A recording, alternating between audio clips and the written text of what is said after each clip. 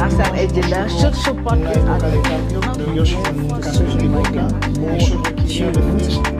to hearing what. Like any countries, there are always many problems at any time.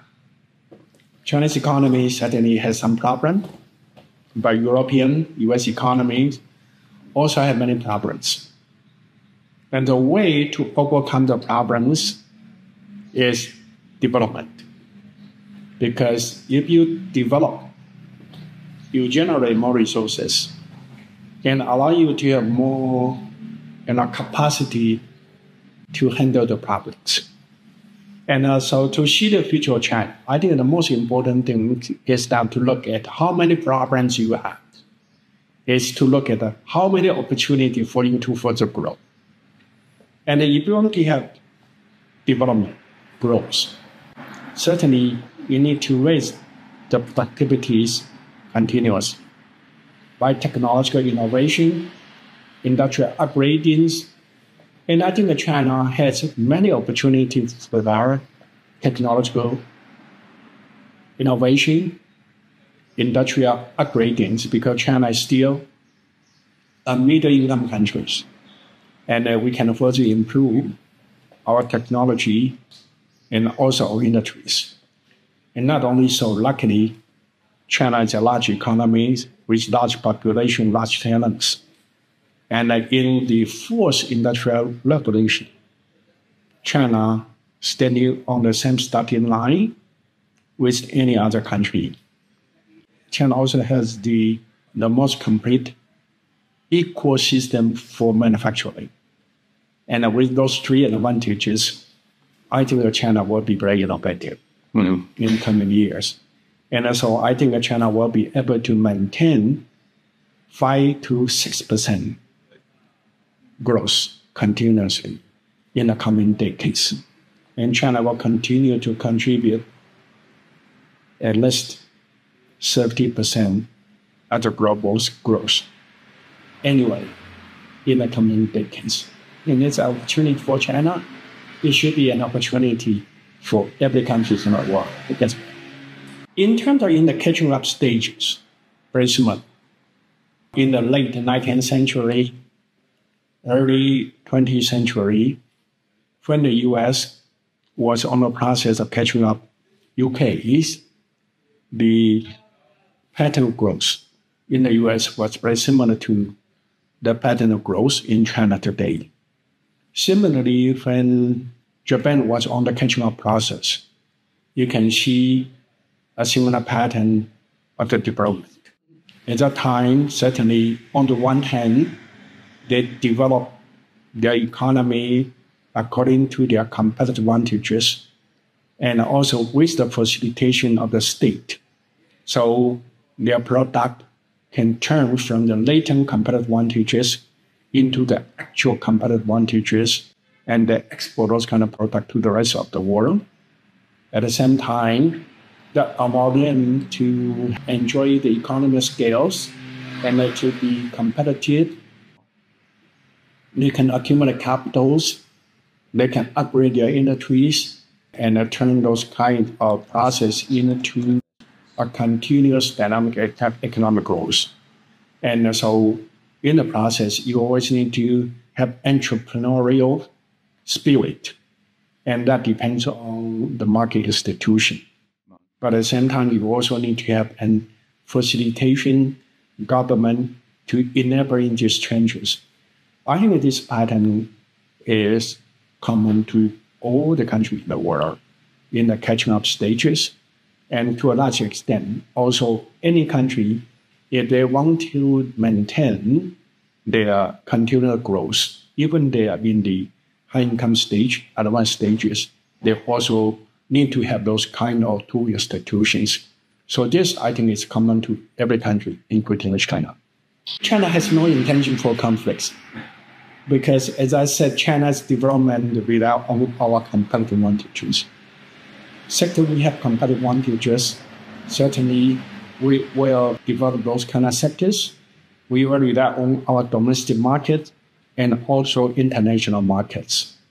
And when we develop according to our competitive advantages, that means there are many sectors which we do not have competitive advantages. And for those kind of sectors, we will rely on the global supply because that will be much cheaper for us to produce domestically. And those kind of development according to competitive advantages is the best way to ensure the dynamic economic growth of the country. China certainly wants to have dynamic economic growth because we want to further raise our income. But if we follow that approach, the growth in China will also generate opportunity for other countries because we'll import goods from countries that have comparative advantages in those kind of sectors. And to make that possible, we need to have a peaceful, rule-based global system. And China is a supporter for rule-based global system. And if we have conflicts, we can go to the tribunal court or WTO. China has a very good trade makers. And if there's some dispute, according to the trade makers, sometimes the dispute is based on misunderstanding or the accusation without basis. So if you go to the trade breaker, you find that between China joined the WTO in 2001 and up to 2015 or 16, when the tension between China and US arose, China was brought to the tribunal court 40 times. China won almost all the cases. A few cases China lost, but China followed the ruling to implement it. So China had a very trade breakers of that. So that's the reason why the head of WTO, China trade breaker can be raised as A according to our practices. And China hope to have that. And in this process, certainly, if there is disagreement, the best way to deal with the disagreement is to follow the rule, follow the practice in the world, instead of trying to use bilateral sanctions. That will be a more civilized way. That will be a way have been promoted before the rise of China. And we should not change that system because China performed too well. Well, I think that should be a win-win, right?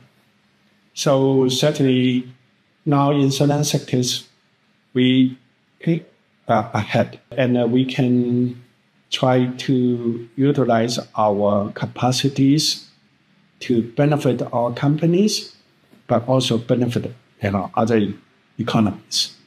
And to have this kind of joint ventures or to have this kind of investment will allow Chinese companies to tap into the advantage of local economies, get access to the local market, and also produce GDP for the local economy, create job and growth for the local economies. When a country reaches certain stage of development, they started to become a source of foreign direct investment to other countries.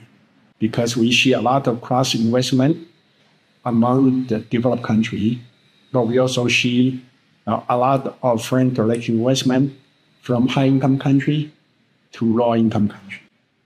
And that is a good way to have a better allocation of resources and to allow other people in the world to share the benefit of development.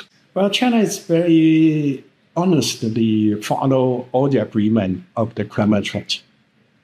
China already announced we will peak our carbon emission by the time of 2030. We will reach the carbon neutral by the time of 2060s. Almost all the commitments from China will be implemented and realized. And to do that, certainly China needs to do a lot of effort because we are on the process of industrialization. And you know that in the past, industrialization comes with the increasing emission of CO2. And for us to change those kind of pattern of development, we need to have a green growth. With the understanding we want to have green growth and green technology need to be developed simultaneously. So China in the past decades put a lot of effort to the development of green technology. And currently China is a global leader in solar power, wind power, in renewable technologies. Actually, China will become a solution for other countries to have green growth as well in a win-win ways.